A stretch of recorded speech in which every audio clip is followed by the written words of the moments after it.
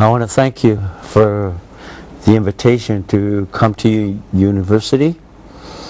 It's very important that not only am I here to share about our culture, but to also to provide an education. So I want to thank you for this opportunity. We thank you. We are deeply honored, most honored that you are here, Mr. Vernon Foster, and the fact that we are here under the patronage of Spirit University, the Faculty of Psychology. I think your message, it is in the right place, because even the psychologists, we've talked this before our broadcast, need very much of your message. Let me say just a few words about you. You are a full-blood Klamath Modoc and Yahoo skin in Indian. Yes. You are a worldwide spokesman on behalf of the native Indians, American Indians. You were deeply involved since 1968 as an activist in the movement for the American Indian rights. You were sitting in many boards. You are organizing programs such as Buffalo Heart or Red Road Journey. You are a keeper of the wisdom, a wisdom keeper, one of the few wisdom keepers, and you are conducting a sacred ceremonies such as Sweat Lodge, such as sacred. You are the keeper of the sacred pipe, Chanumpa. You are a sun dancer, and I feel in your presence something, emotions which I cannot put in words, and I want to thank you. It's a gift that you're giving to me today and to our viewers. And to start, how does it look today's Native American people? Well, you know, I think as we begin to understand the Native American people, we must also understand not only good things, but the hardships the Indian people have faced throughout time. Because today, the Native American culture is becoming a big influence around the world. There isn't a place that I can travel that doesn't have some sort of Native American influence, whether it's Native American craft work, whether it's people learning songs, and even emanating ceremonies. So I think the importance of our message today is to show people the real Native people. What people see in other countries is an image that has nurtured the stereotype of Indian people. We have always been looked at as a very stoic people, the Vinitus, if you will, you know. And we are not. We are people that are human beings, and we have feelings and emotions. So later on, I want to discuss a little bit about that. But to begin to recognize or to even begin to understand Native American people, we have to first be educated a little bit about Indian people. I love your country because I see many similarities in your country as well as the Native American communities. I came to Europe with the idea and the thought of conquering Europe. Europeans came to America and they conquered America. Well, I wanted to conquer Europe.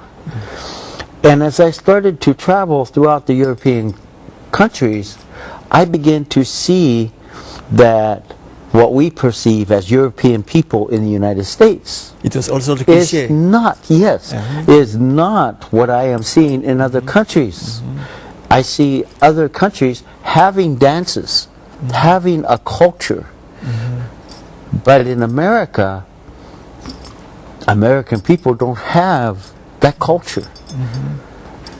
But for the educational thought and the aspect is, Indian people, we have not always been free to practice our songs, to practice our ceremonies, to speak our language, to pass our stories down.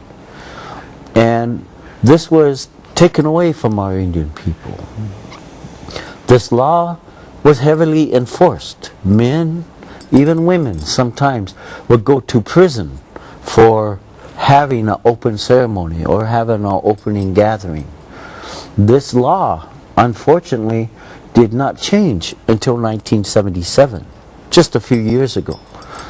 So my comparison to the people of Romania, I see a very sincere desire and need for a spiritual foundation, which our people have always maintained, regardless of what we may have faced in our lifetime. And the freedom that we have today is not always the freedom that was taken from us. Romanian people are just now starting to experience freedom. And just like our culture, we haven't completely grasped the concept, the ability of movement around that freedom. So as Indian people, because we were not allowed to practice our ways or have our ceremonies, many of it got placed on a shelf. Some of it even forgotten about. Well, today we are in the process of what I call redefining our culture, rediscovering who we are as a people, rediscovering what freedom is, rediscovering our languages, our culture, our dances, our ceremonies. So that's a comparison that it's very important for me to convey, because out of all the countries that I've visited throughout the world, I find the Romanian people more sincere in trying to find a spiritual foundation in which to base their life. And I love that. I really feel that. Well, Indian people in America today, there are 2.3 million Indian people in the United States. Prior to anyone coming to our continent, there was an estimated of 132 million Indian people, from west coast to east coast, from the south and to the north.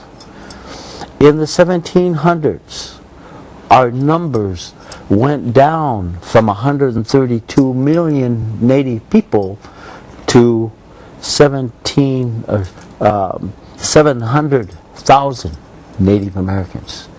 Today, we are 2.5 million. And so, as time progresses, our numbers are starting to build once again. And it's important that in rebuilding our culture, that we grasp and begin to build our culture on the foundation of spirituality. For Indian people, spirituality was not a religious concept.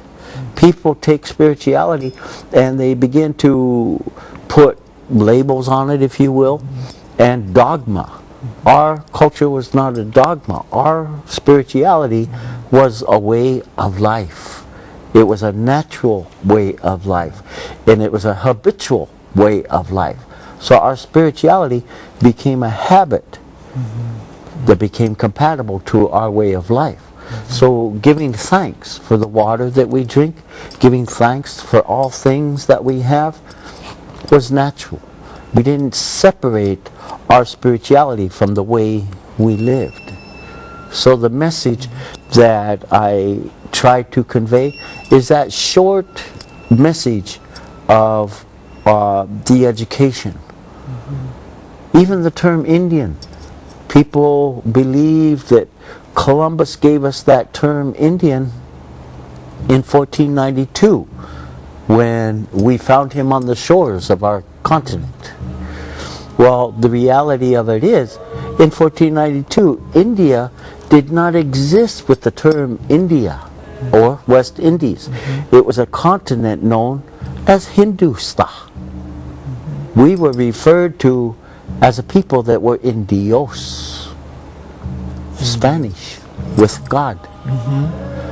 And so when we look at this today and we begin to put it all together, then we discover the Indian people is not a people. Indian is a way of life. In Dios, a life with God. And as we move into the 21st century, we also begin to recognize that before Christianity, because Christianity was a tool of oppression that was used against our people. Not saying Christianity is bad, because Indian people, we were Christians before we knew what Christianity was. And as we move along into modern society, we start to begin to see people taking a holistic approach to mental health. The field of psychology. We were psychologists before we knew what the term psychology was. So everything in modern society is things that have been practicing not only by my people, but they were practiced by your people too. Because your people, like many other indigenous cultures around the world, we were intuitive thinkers and doers. We did things from the feeling of our heart. But as time progressed, we became intellectual thinkers. And so we empowered our intellect. By the time we started putting our children into schools and we began to educate ourselves, we began to empower our intellect. Because we want our children to become very intelligent. We want them to become presidents. We want them to become great achievers in society. But we've left our intuitiveness behind. And so the influence the Indian people have in the world today is many people are looking for a holistic approach to life. And that holistic approach, it's an intuitive approach. It's a heartfelt approach. Yeah. We very much need the message, your native message, your heart message, because we lost our capacity to feel even this moment as sacred. I feel joy in myself because I feel peace, and I feel the environment that you personalized since you're here. And I look at this glass of water as sacred, and I thank you. Yes, and I think it's beginning to learn to what I call see beyond seeing. Seeing things for more than what they are. See, we have two sets of eyes.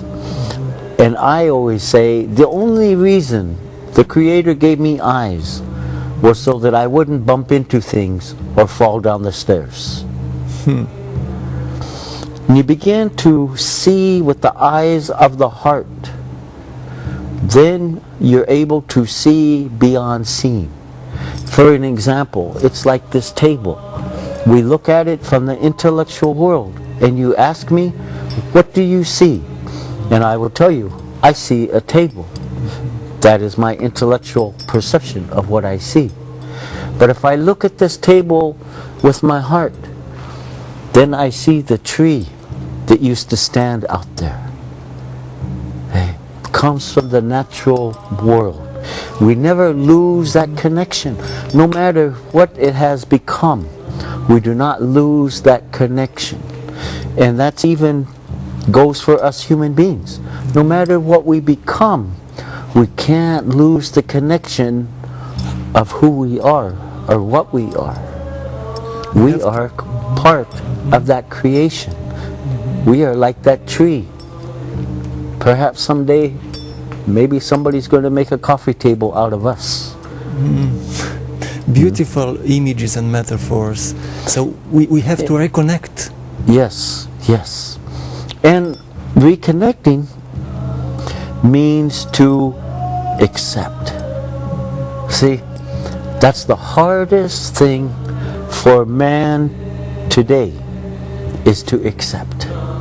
And you can only have faith, which our culture was based on faith.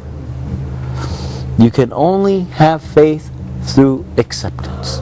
Now, the beautiful part about Native people is we went through what I consider an American Holocaust. We suffered a great deal. Many lives were lost. So, in that process, are we angry about that? There was a time we was angry. That's why the movement was started. We were angered the way we're being treated, the way we're being looked at, the way people perceived us. Didn't allow us to show who we really were. And so we were angry about that. But as time progressed, we began to educate people, because through education, that's what knocks down the barriers of people. And so when we begin to educate ourselves about Native people, then we begin to understand why our societies were free from diseases. Not just physical diseases that affect the body, but diseases of the mind. And that acceptance is understanding that the possibility of anything occurring to us human beings, that possibility has and always will be there. But if we let it go and forget all about it and take it for granted, when something happens to us, it takes us by surprise. And when something takes us by surprise, we act irrational to it. But if we know the possibility exists, when something occurs, we don't allow it take us by surprise, we can act rational to it. So the anger was there. We're beyond that anger, because I like to consider Indian people, we had the last laugh. And what I mean by that is, no matter what we have gone through, and when our ways were being denied, we have come full circle, because today everybody wants to be an Indian. So whatever we went through in the past, we don't know why we had to go through that, but we have accepted it. And the reward is paying off today, because we see that everybody wants to be like us Indians. And so it's important that through this educational process, that as we teach ourselves about our culture, we're able to teach others about our culture. So at the same time I am teaching you and other people about who Indian people are, our children are being taught the very thing that I'm speaking of today. So we are all learning together, so that perhaps we can move into what many of our great chiefs said, mending that sacred hoop. See? So when we begin to look at what I just said, that's psychology. Accepting. And when you accept, see, that is what made our medicine men and our medicine women successful in life was because we had faith in their healing, because they had faith in the Creator. Today, we've lost that faith. You know, if you go and say your grandmother gets sick, and you go to your minister, and you say, can you go to the hospital and pray for my grandma? If somebody asks me that, I would say, I will go with you, and I will pray with you for your grandma. Why did you ask me? Do you not have your own faith? You know, so when we begin to look at this, all it is empowering ourselves once again. And to empower ourselves is to begin to learn everything about ourselves. You know, shamanism, it's a term that I have trouble letting come out on my lips, because it's like many other things. When we talk about connection, when we use something so much, we begin to lose connection. You know, when I do workshops, I surprise people many times, because they expect me to come out in all my Indian clothes, to do these dances and to sing these songs and do some magic and hocus pocus. And they're surprised when they see me sitting there with my jeans and maybe a choker and dress contemporary. And as I begin to do my workshops, it has very little Native American connection, meaning the dancing and singing. I very seldom sing songs in my workshops, because all I am there to do is to empower people to find their own healing, which is already inside of them.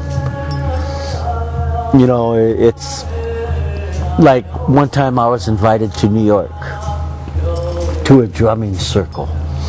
So I dressed up all in my Indian clothes, and people were all excited. They said, we're going to have an Indian come and he's going to lead our drumming circle. And so I'm sitting there with my Indian clothes, and I begin to lead people through a meditation. I told them, close your eyes, relax, imagine this beautiful thing. And I begin to sing. But I didn't sing Native American songs. I started singing an India mantra. People's eyes opened up, and it took them by surprise. But the whole point of the thing was that all cultures are beautiful. And as Native people, we feel it important to maintain the dignity of who we are as a people. Maintain the dignity of our ceremonies and our culture. So as I travel the world, I believe that I am on a mission. And this mission is to do two things. One is to educate people about our culture, who we are and what we are.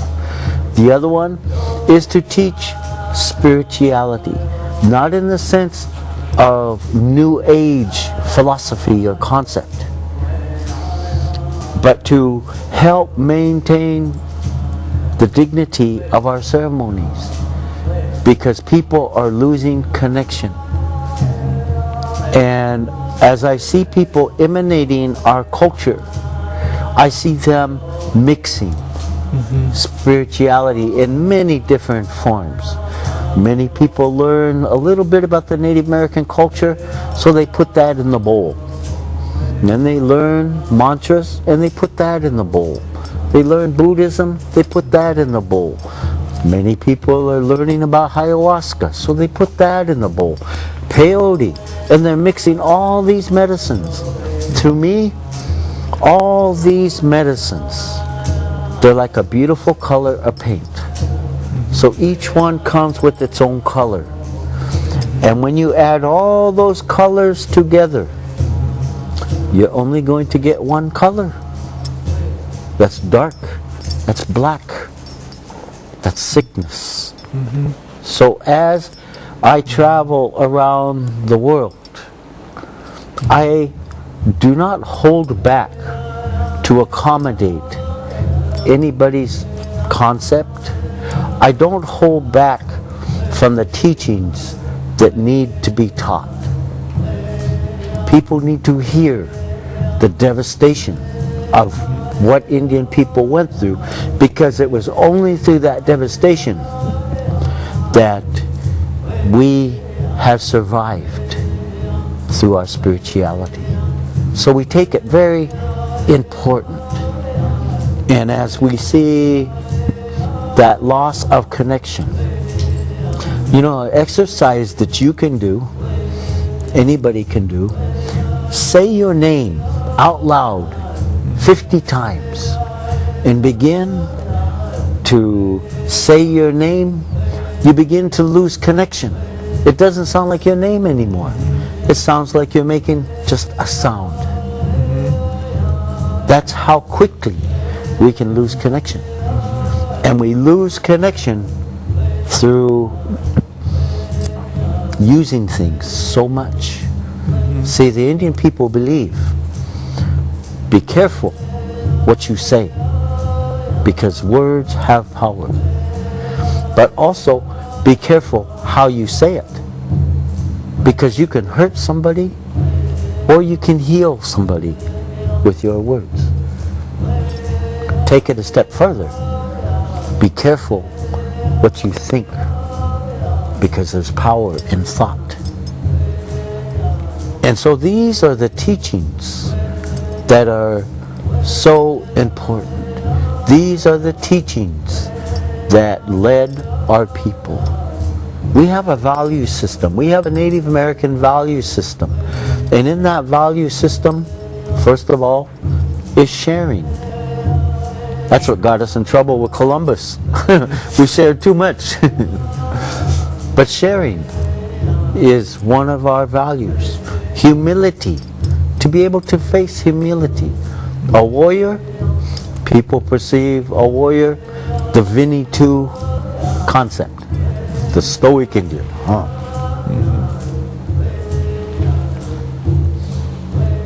The Indian that goes out into battle, defeats his enemy. To us, a warrior is willing to take an old man or an old lady and put them in their arms and carry them across the river, or a small child. A warrior is willing to stay behind in battle to protect the woman or a child. A warrior is willing to crawl on his belly like a worm and to fly like an eagle. But if you fly too high and you stay in the sky, you're going to go out of balance. And if you crawl on your worm and stay on the ground, you're going to go out of balance. So you come back to the center, and that's that center of balance. So humility is a great value to our Indian people, because there are times we have to crawl on our belly and cry with the people. And there are times we have to pick them up and fly and make them feel good. I often say, if you fly like an eagle, don't fly too high, because you're going to lose some feathers and you're no longer going to be an eagle. You're going to lose some letters and it's going to become an eagle. You know, those are the kinds of teachings that need to be taught, because we are in a devastating time. We are in the time, like the old people have said, we are in the time of prophecy. And what's so beautiful is that the seventh generation, your generation, the people today, our children, the seventh generation is not only witnessing prophecy, but you can begin to feel proud in the fact that you are assisting in that prophecy. It's a big picture.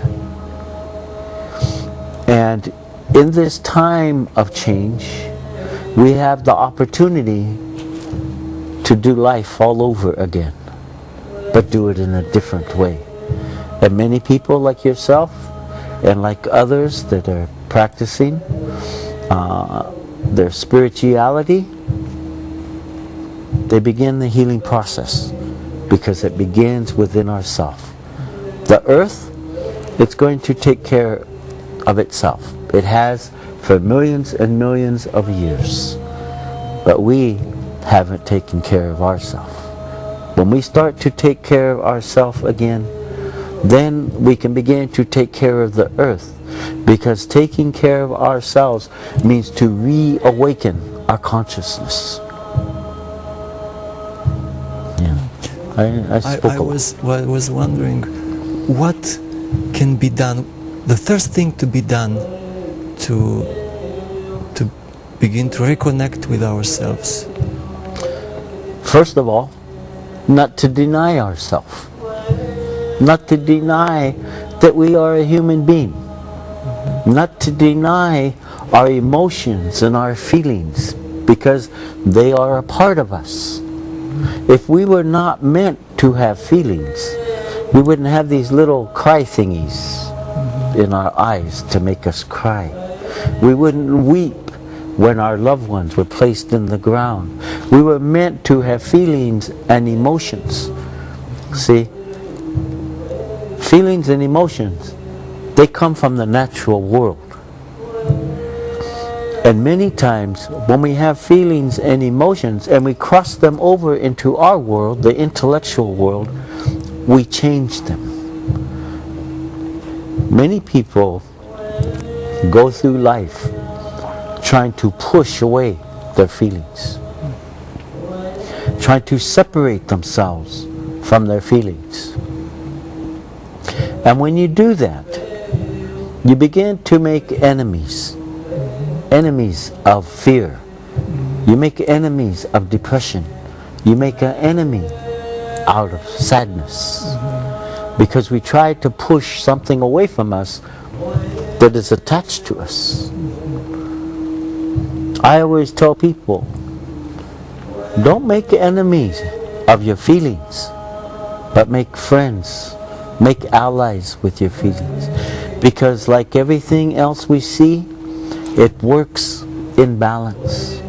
Because on every feeling, there is another feeling attached to it. But oftentimes we don't get to see it because we push it away. Fear. It's like fear. When people are faced with fear, they stop. And fear has no power. Only the power in which we give it, feed it. That if they are able to walk through that fear and to be able to see it from the other side, then they see the courage that they're seeking. It's like good and bad. Indian people, in our concept of the good and bad, it's like a scale. It's like a two-sided scale. If you take a stone and you place it on this side of the scale, obviously it's going to tip out of balance. You take another stone and place it on this side, there's going to be a struggle before they become compatible. And compatibility only means working together. Many people, they walk away during that struggle, so they don't get to experience that balance. But it exists. It is there. As a native person, I look at the good and I look at the bad But I choose not to be part of either one. I let the good exist and I let the bad exist. But I choose not to be part of either one. I stay in the center, and that center is the center of reasoning. Because in good, there is bad, and in bad, there is good. The good and bad are the lessons that we should see, that we should learn. The bad and good is the extreme. Many people find the spiritual path and they go out of balance because they go to the extreme of it. They feel that once they find that spiritual path, they have to become holy 24 hours a day. You try to be holy 24 hours a day, you don't allow yourself to be a human being, because you don't allow yourself to make mistakes and to experience and feel and learn from those mistakes.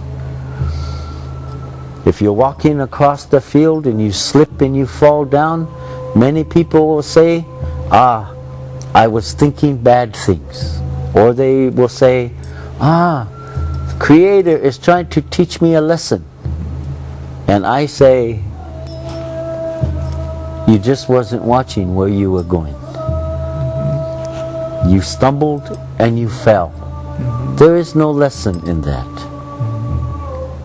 You're a human being.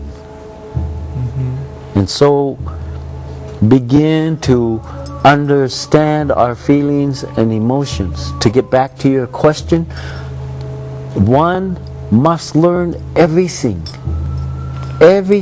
about himself. Now, when I hear that word shaman, I see many people trying to practice what I would call the physical attributes of our culture. Even for our Indian people, many people call themselves traditional people because they dance, they sing, they tell stories, they know the legends, they know the ceremonies, but those are only physical attributes that make up our culture. What makes a traditional person is living by the value system. And this is what goes for every man, woman, and child on this earth, is to rediscover that value system and live by it. And many people are taking a shortcut and jumping ahead and seeking to be a shaman. But a shaman, if you will, I don't like that term, our medicine people, they know every little thing that makes up us human beings. All the way from our physical being, the physical sicknesses in our bodies, all the way to the mental health state of our mind and our heart. See, as we begin to delve into, if you will, the realm of psychology, for many years, even today, psychology has been a field for the mind.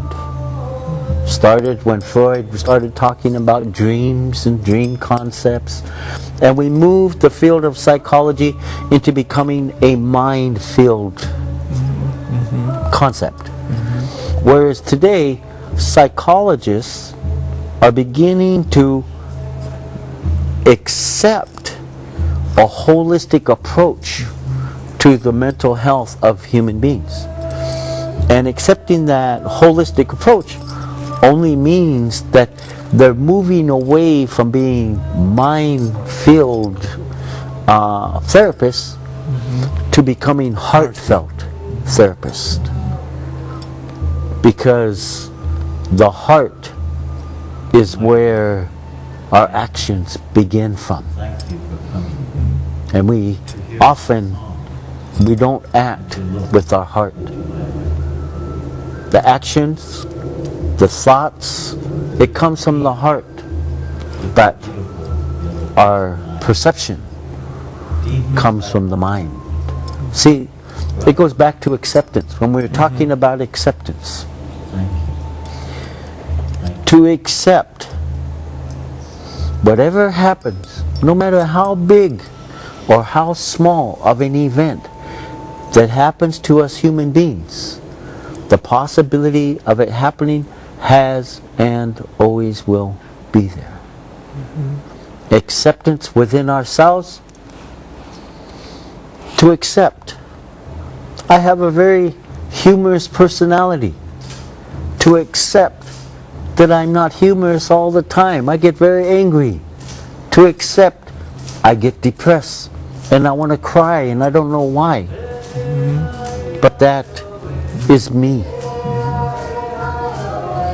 I may not like it at the time, but I love that side of me. You know, and now kind of to touch on the male aspect of it, because in our culture we do not have dominance over a male or female. Men and women, children, animals, plants are all equal.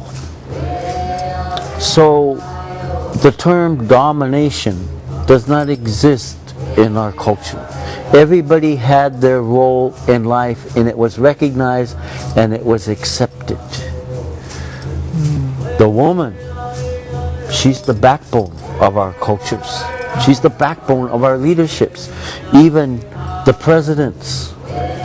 I can bet a lifetime's of savings that many of the words that are projected publicly come from his wife in their quiet moments. The woman is the backbone. She may have her role in life, and the man may have his role in life, but one is not greater than the other. I, myself, I consider myself a very manly man. But I recognize and I accept the female side of me. If you call me a woman, I would probably knock you out of your chair. But I accept the female side of me, and it doesn't take away my masculinity. See, when we begin to accept ourselves, we have to accept the good things about ourselves and the bad things about ourselves. The good experiences we've had in life and the bad experiences we've had in life. Not to say to allow any of those things to dominate or to run our life, but to accept. Because the possibility of it happening has and always will be there. See, if I tell you that the possibility of the roof that we're sitting under could fall in on our heads at any moment, we don't want it to happen, and we hope it doesn't happen, but the possibility exists.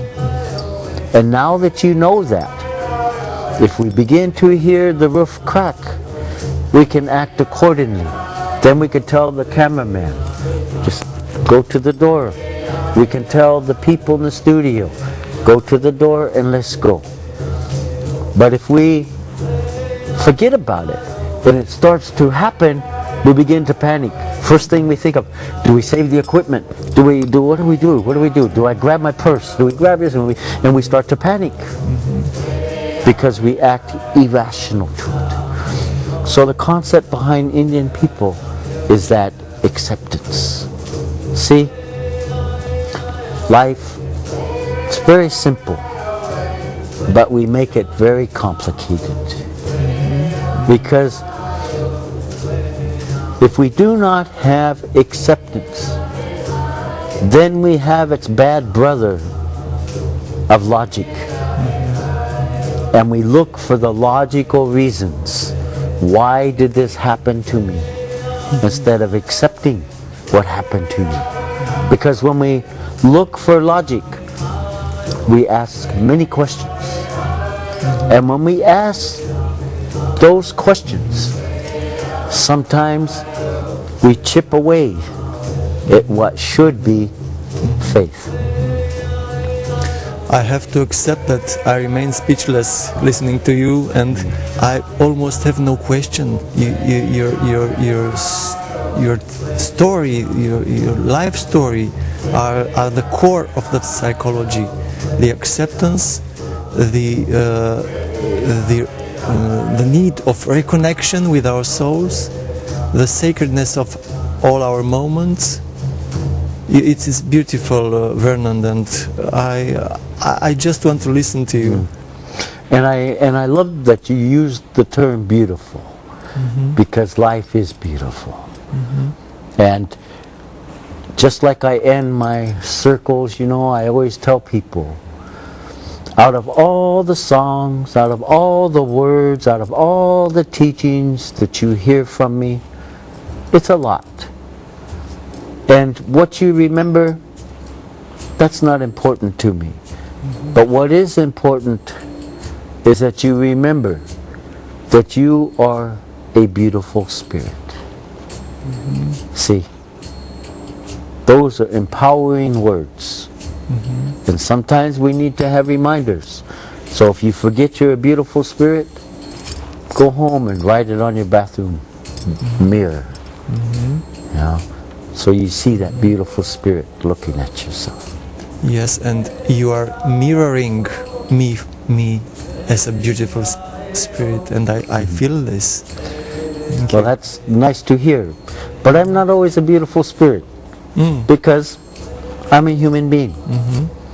And that doesn't mean that I move away from it, that I become very treacherous and very deceitful. But what that means is that I allow myself to feel anger, to experience it. This is beautiful. Even this is the real beauty. You know, depression is plaguing people today. And the way I tell people to deal with depression, first of all, we have to learn to take charge of our feelings and our emotions. We've allowed these feelings, these emotions, to take charge of us. So if I become depressed, my depression is going to tell me isolate myself. My depression is going to tell me to sit in a room and cry. My depression is going to tell me buy black clothes and sit and feel bad. Well, I like to treat depression like an unwanted guest. We have guests that come into our homes and we can't wait for them to leave. But we don't want to be inhospitable to them, so we offer them a cup of coffee. And when their coffee is finished, we say, well, you're going to have to leave now because I have happiness coming over in a half hour and I have to get ready. That's taking charge. Be depressed. Allow yourself to feel it and experience it, but put a time limit on it. When you're finished with it, tell it it's time to go. You know, and part of that, we have to stop labeling each other. And we have to stop labeling sicknesses. Because we build our life around labels. If you go to a physician and he tells you you have cancer, you start building your life around that cancer. And you stop running. Even though you may not need to stop running, you stop running. Why? Because I don't have the energy anymore because I have cancer. And we start to empower that sickness. So in that same way, we empower our feelings and our emotions. And so we have to stop utilizing words like, I do not like the word failure.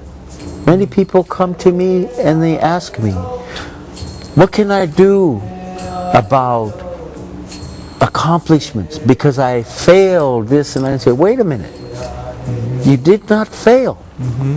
If you use the word failure, there's many other words attached to that.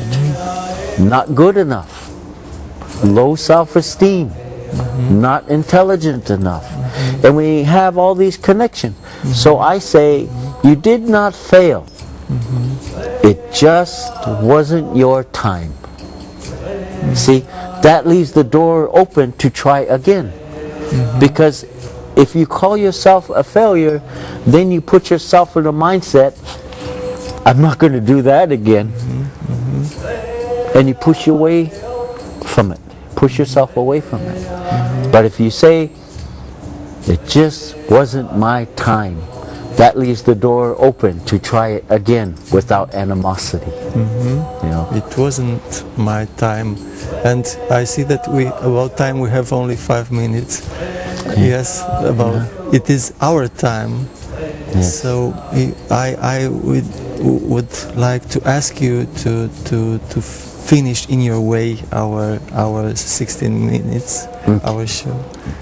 So, first of all, I want to thank you once again for allowing me to be here, because I believe that utilizing platforms in a media form is not only the way of the future, but I like to call it a high-tech attack. And what I mean by that is education is the tool today. And the only way we're going to educate people is through this tool of weaponry. Years ago it was the bow, it was the arrow, it was counting coup.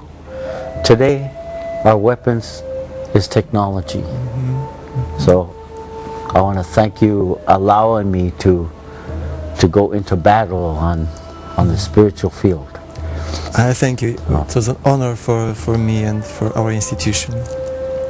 Now, I'd like you to join with me in offering a few words of thanks, because there is not a moment in the day that goes by that we don't have something to be thankful for. Even if it's taking 5 steps, I'm thankful I didn't sprain my ankle in those 5 steps. Creator, I want to thank you for allowing us to be here today, to open this door that we may share not only our culture of who we are as a people, but that we may come together just like the great chiefs. Crazy Horse, he said that someday in this sick world, all people of all colors will come together and to help mend the sacred hoop of life. Creator, we ask that you protect this young man and his family, and protect those that are working in this studio, and to touch the eyes so that they can see what needs to be seen, the ears so they can hear what needs to be heard, and the mouth so that they can speak what needs to be spoken. Creator, thank you for giving us, our people, these ways of teachings, these ways of learning, and the opportunity to pass these words, to pass these teachings on to the world. Forgive me if I have forgotten anything, but thank you for the opportunity, and thank you for the ability to be able to speak today at this university. Aho.